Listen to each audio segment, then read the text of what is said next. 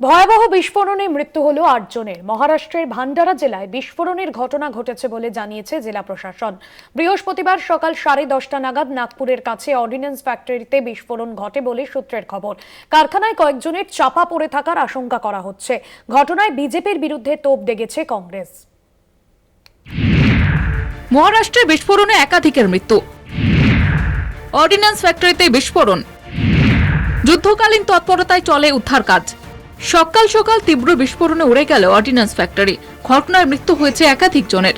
নাগপুরের কাছে মহারাষ্ট্রের ভান্ডার জেলার অর্ডিন্যান্স ফ্যাক্টরিতে বৃহস্পতিবার বেলা 10:30 নাগাদ বিস্ফোরণ ঘটে বলে স্থানীয় সূত্রে খবর। বিস্ফোরণের তীব্রতা এতটাই ছিল যে প্রায় 5 কিলোমিটার দূর থেকে বিস্ফোরণের আওয়াজ শোনা যায়। বহু দূর থেকে দেখা যায় কালো ধোঁয়া। ভান্ডারা জেলার কালেক্টর সঞ্জয় কোলে জানিয়েছেন, বিস্ফোরণে কারখানার ছাদ ধসে পড়ায় 12 জন আটকে পড়ে।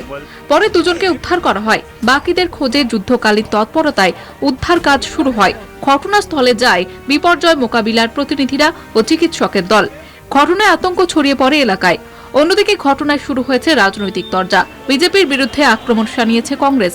মহারাষ্ট্র প্রদেশ কংগ্রেসের সভাপতি নানা পাটোলের অভিযোগ, রক্ষণাবেক্ষণের অভাবে বিস্ফোরণ ঘটেছে।